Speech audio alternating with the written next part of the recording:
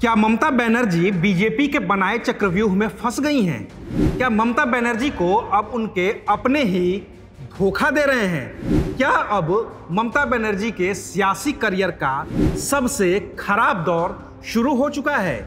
ये कुछ ऐसे सवाल हैं जिनका जवाब खुद ममता बनर्जी भी तलाश रही होंगी। नमस्कार, मैं हूं अविनाश और आप देख रहे हैं अनकट। पहले तो बीजेपी ने पश्चिम बंगाल फतह के लिए अपने सबसे बड़े सियासी सूरमाओं को मैदान में उतार दिया।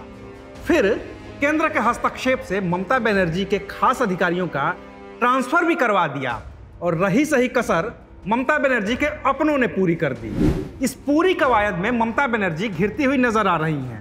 लेकिन क्या ममता सच में घिर चुकी हैं या फिर वो इस पूरे चक्रव्यूह को तोड़कर बाहर आ पाएंगी? आज बात करेंगे इन्हीं मुद्दों पर। बीजेपी ने पश्चिम बंगाल की जीत के लिए एक मास्टर प्लान तैयार किया है। इसी के तहत पहले तो बीजेपी ने पश्चिम बंगाल को 5 सांगठनिक क्षेत्रों मेदिनीपुर, राबंगा, नॉर्थ बंगाल, कोलकाता और नवद्वीप में बांट दिया और फिर हर एक क्षेत्र की जिम्मेदारी एक बड़े चेहरे को दे दी। मेदिनीपुर मिला सुनील देवधर को, राबंगा मिला विनोद सोनकर को, नॉर्थ बंगाल की जिम्मेदारी मिली हरीश द्विवेदी को, कोलकाता क्षेत्र की जिम्मेदारी दी गई बीजेपी के राष्ट्रीय महासचिव दुष्यंत कुमार गौतम को, महाराष्ट्र बीजेपी के दिग्गज नेता विनोद तावड़े को नवद्वीप की जिम्मेदारी दी गई। इसके अलावा पार्टी के आईटी सेल के मुखिया अमित मालवीय को भी लगाया गया। कैलाश विजयवर्गीय पहले से ही लगे हैं और अब खुद अमित शाह ने कमान संभाल ली है। बीजेपी ने अपनी एक स्पेशल 7 टीम भी बना रखी है जिसमें संजीव बालियान, गजेंद्र शेखावत, अर्जुन मुंडा, मनसुख मंडाविया, केशव मौर्य, प्रधान सिंह पटेल और नरोत्तम मिश्रा शामिल हैं जो पार्टी को मजबूत करने की कोशिश कर रहे हैं। बीजेपी के इस चक्रव्यूह में घिरती ममता बनर्जी को बड़ा झटका तब लगा जब पार्टी में नंबर 2 की हैसियत वाले शुभेंदु अधिकारी भी बागी हो गए और ममता से किनारा कर लिया। लेकिन बात यही खत्म नहीं हुई। पंडा बेस्वर से टीएमसी विधायक और पश्चिम बर्धमान जिले के पार्टी अध्यक्ष जितेंद्र तिवारी ने भी ममता का साथ छोड़ दिया। रही सही कसर बाराकपुर से विधायक शीलभद्र दत्त ने पूरी कर दी है। उन्होंने भी ममता से बगावत कर विधायकी और पार्टी छोड़ दी है।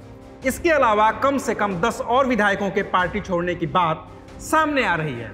पार्टी में चल रही इस क्राइसिस को मैनेज करने में ममता बनर्जी तो खुद जुटी ही हैं।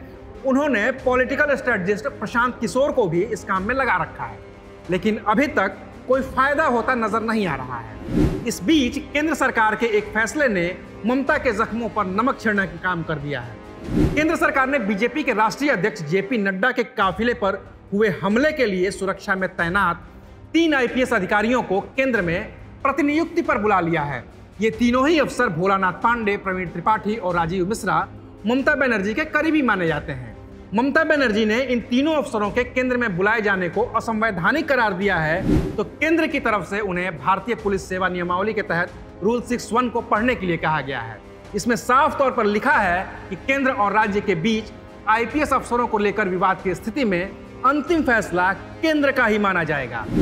इस लिहाज से अभी केंद्र का पलड़ा भारी है।